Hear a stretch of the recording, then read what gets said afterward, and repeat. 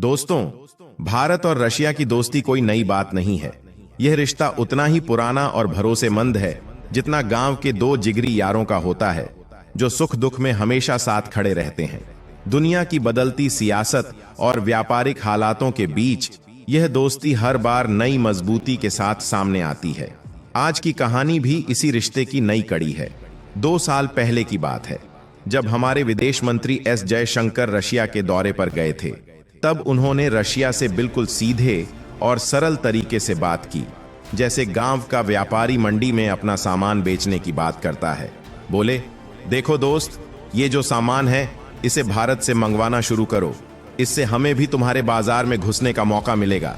ये बात दिसंबर 2022 की है, लेकिन उसके बाद रशिया ने ऐसा बर्ताव किया जैसे हमारी बात हवा में उड़ा दी हो। न बाजार दिया, न सामान मंगवाने की इच्छा दिखाई। लेकिन कहते हैं ना, ऊंट के नीचे भी कभी कभी पैर आता है। अब वही रशिया जो कल तक मुंह फेर रहा था, आज हमारे दरवाजे पर आकर कह रहा है, भाई अब हमें तुम्हारा सामान चाहिए। और यह बात सिर्फ हवा में नहीं है, बल्कि द हिंदू की खबर में छपी है। रशिया ने हमें एक लंबी लिस्ट भेजी है। इसमें लिखा है कि हमें मेडिकल के सामान चाहिए, जैसे मशीनें और उपकरण, इंजीनियरिंग से जुड़े आइटम चाहिए, और भी बहुत सारे सामान हैं जो सिर्फ भारत से खरीदना चाहते हैं। अब जरा सोचिए, ऐसा क्यों हुआ? जो देश कल तक हमें नजरअंदाज कर रहा था, आज वही हमारे पास क्यों आ रहा है? कहीं ऐसा तो नहीं कि हालात ने उन्हें मजबूर कर दिया? इससे भारत को क्या फायदा होगा? क्या इससे हमारी हालत सुधरेगी, जो कि अभी तक व्यापार घाटे, ट्रेड डेफिसिट से दबा हुआ है? दोस्तों, ये बातें हम धीरे धीरे आपको समझाएंगे, तो ध्यान से सुनिए और देखिए कि इस बदलती तस्वीर में भारत के लिए क्या मौका छुपा हुआ है। अब बात समझने की कोशिश करते हैं कि यह बढ़ता व्यापार भारत और रशिया दोनों के लिए कैसे मायने रखता है। पहले एक नजर डालते हैं हमारे हालिया व्यापारिक आंकड़ों 2023-24 के हिसाब से भारत और रशिया के बीच कुल व्यापार 66 अरब डॉलर तक पहुंच चुका है। और सुनने में आया है कि 2025 में यह आंकड़ा इससे भी आगे निकल जाएगा।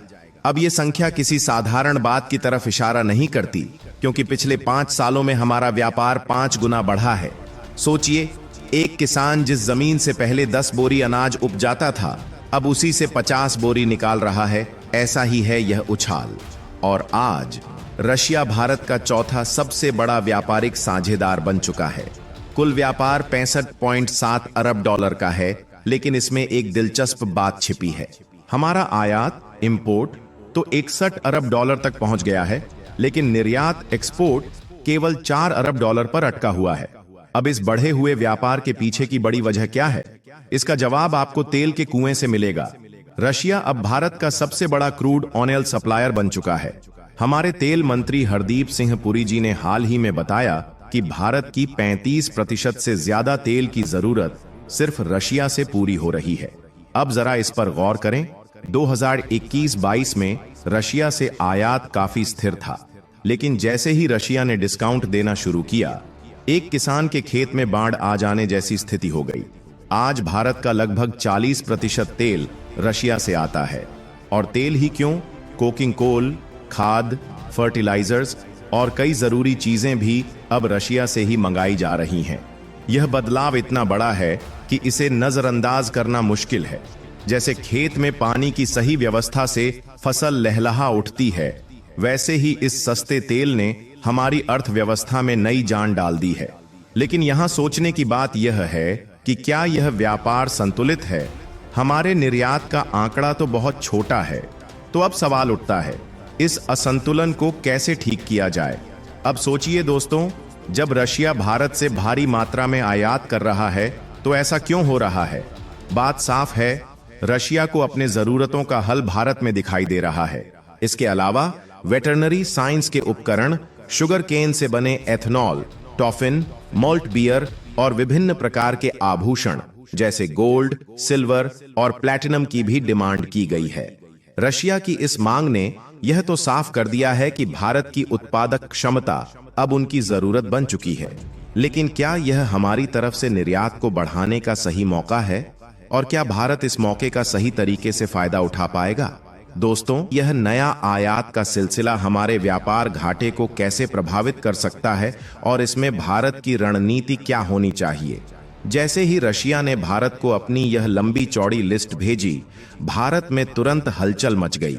हमारी कॉमर्स मिनिस्ट्री ने भी तेजी दिखाई और ऐलान किया कि जिन लोगों के रशिया में व्यापारिक संपर्क हैं या जिन्होंने वहां अपना कोई सेटअप बनाया हुआ है, वे इस मौके का फायदा उठा सकते हैं।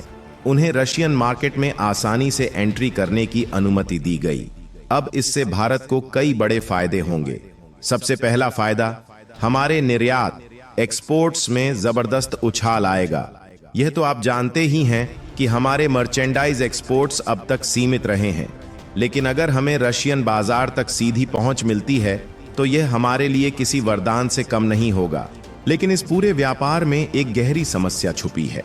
रशिया से हमारा आयात तो आसमान छू रहा है, लेकिन निर्यात के नाम पर हमारी झोली खाली है। इसी वजह से दोनों देशों के बीच जो व्यापार घाटा, ट्रेड डेफिसिट है, वह अब 57 अरब डॉलर तक पहुंच गया है। ये तो ऐसा है जैसे कोई किसान हर दिन पड़ोसी के खेत से अनाज खरीद रहा हो, लेकिन अपना अनाज वहां बेचने का मौका ही न मिल रहा हो। जयशंकर ने इस समस्या को बहुत पहले भांप लिया था। उन्होंने दिसंबर 2022 में ही रशिया के सामने एक ठोस सुझाव रखा था। उन्होंने करीब 500 सामानों की एक लंबी लिस्ट भेजी थी, जिसमें कहा गया था, भाई, हमें भी तुम्हारे बाजार में अपनी जगह दो। उनका साफ कहना था कि अगर हमें रशियन मार्केट एक्सेस मिल जाए तो यह घाटा काफी हद तक कम हो सकता है। लेकिन अफसोस, रशिया ने इस सुझाव को नजरअंदाज किया।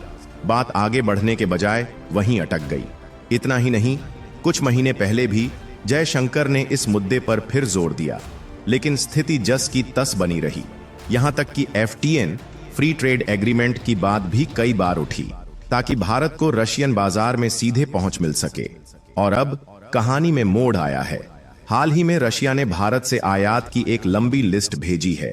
इसमें मेडिकल उपकरण जैसे ultrasound scanner, catheters, artificial body parts और डेंटल फिटिंग्स शामिल हैं। दूसरा फायदा, हमारे एक्सपोर्ट्स डाइवर्सिफाई होंगे। अभी तक हमारा निर्यात मुख्य रूप से अमेरिका, चीन और मिडिल ईस्ट जैसे कुछ चुनिंदा देशों तक सीमित था, लेकिन अब रशिया जैसे बड़े और स्थिर बाजार में कदम रखने से हमारी पहुंच बढ़ेगी और व्यापारिक जोखिम भी घटेगा।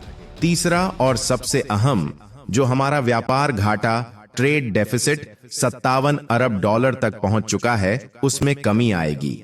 अगर हमारे एक्सपोर्ट्स में वृद्धि होती है तो रशिया के साथ व्यापारिक संतुलन बेहतर होगा। लेकिन कहानी यहीं खत्म नहीं होती। यह व्यापारिक बढ़त पश्चिमी देशों को रास नहीं आएगी।